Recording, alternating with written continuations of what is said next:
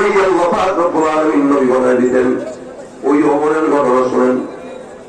হুযায়ফা ইবনে ইয়ামান রাদিয়াল্লাহু তাআলা অনেক বড় একজন সাহাবী। আল্লাহর নবী সাল্লাল্লাহু আলাইহি ওয়াসাল্লাম তার কাছে মুনাফিকের লিস্টটি হুযায়ফার কাছে দিয়েছেন। হুযায়ফা জানতো কে মুনাফিক কে ঈমানদার। হুযায়ফার কাছে ছিল যার মুনাফিকের খাতায় আছে।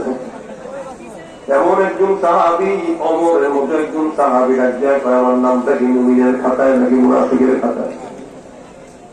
যে ওমরের ব্যাপারে নবী হওয়ার মতো যোগ্যতার বর্ণনা আছে, যে ওমর আবু জাহালের খলিফা, তিনি মাঝে মাঝে বলতেন যদি আল্লাহ কাউকে জান্নাতে যায় আমি অবশ্যই ওমর, কারণ জান্নাতে যাওয়ার মতো যোগ্যতা যা দরকার আল্লাহ আমাকে দিছে। আর যদি জাহান্নামে যাওয়া লাগে তাহলে আমার কোন গুনাহ আমাকে আল্লাহ পাক হয়তো জাহান্নামে দিবে। এটাকেই বলা হয় ঈমান। আল ঈমানু বাইনাল খাউফি ওয়ার রাজা। ঈমানটা বান্দার পক্ষ যখন থাকবে তখন বান্দা বলবে জান্নাত, যদি জাহান্নামে যাওয়া লাগে আমার মতো গুনাহগার কেউ নাই, আমাকেই জাহান্নামে দিবে। দেখো আমার লিস্টিটা কি মুনাফিকের খাতায় নাকি ঈমানদারের খাতায়? আল্লাহ রাসূলের থেকে নিষেধ, কার নাম কোন জায়গায় আছে বলা যাবে না, দয়া করে মাফ করে দিন।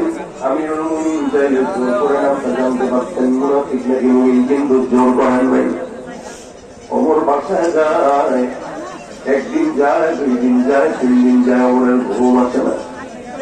ওমর পেরেশান, বালিশের সঙ্গে মাথা না লাগায় ওমর চিন্তা করে হায় রে অর্ধ জাহানের খলিফা ওমর হয়ে লাভ কি যদি নামটা মুনাফিকের খাতায় থাকে।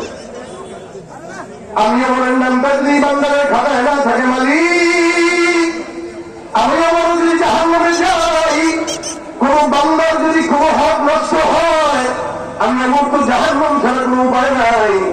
লাভ কি ওমর হয়ে লাভ কি, নবী হওয়ার ঘোষণা এসেও লাভ কি? ওমরের চোখের মধ্যে ঘুম নাই।